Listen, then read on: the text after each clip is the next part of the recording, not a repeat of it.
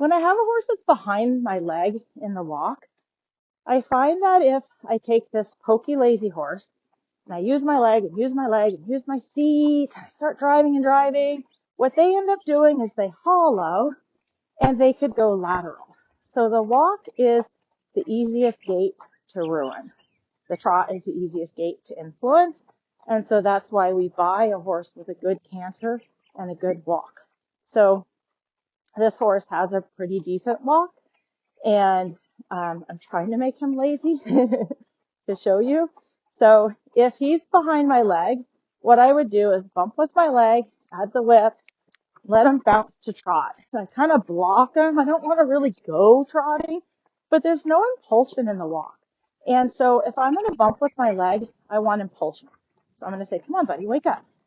I want him to kind of get my aids a little bit. I'm going to shorten my rein just a little so that maybe he doesn't trot quite as long. And what I want him to start doing is being responsible for his own energy in the walk. So there I just kind of thought about, oh, I'm going to get ready to bump him with my leg, and he perked up a little. Now he's pokey, so I'm going to say, come on, buddy.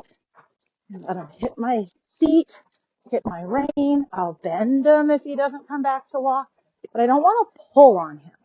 Then I want to test. If I just give a little touch with my leg, what happens? And he walks bigger, and he stays round through the top. So that's what we're looking for. So these lazy horses, you can't think about making the walk better.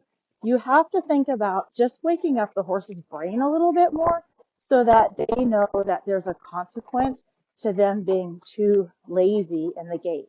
And so if I have to use the whip in the walk, I'm going to tap him until he breaks to the trot. And then my reins are really long, so I'll bend him and I'll push him sideways, make trotting awkward for him. And then we go back to walk, and I'm going to try a touch of the whip. I get a better walk. So I'm happy with that.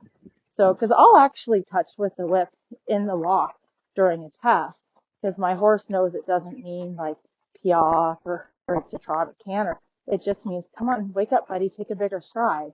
And if I have to do at home more than one tap or more than one touch with the leg, I'm going to bump them out of, and I'm going to say, come on, you got to wake up. And he's pretty good about it. He's worked on it a lot. And so it doesn't take much to get him to wake up to that leg.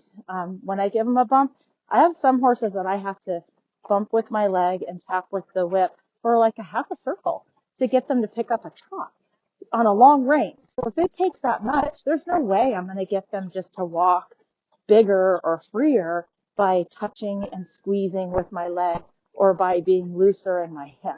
So they have responsibility for moving on their own. And now I have a really nice walk. He's maintaining it. I'm just sitting here. I can pull on the reins. Not that you should just pull on the reins.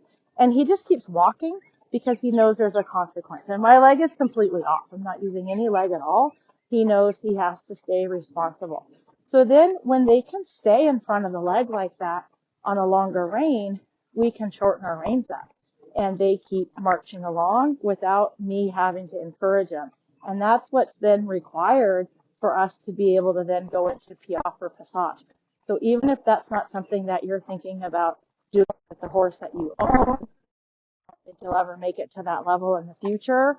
We don't train to be the best training level rider in the barn. We train to be able to help the horse move along and do what they can to improve their connection, their suppleness, help their physique. All of that often brings horses to a level that we would have never expected them to come to. And notice I've walked on a short rein an entire circle. I haven't touched him with my leg.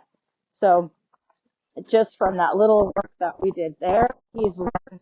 Happy riding, everyone.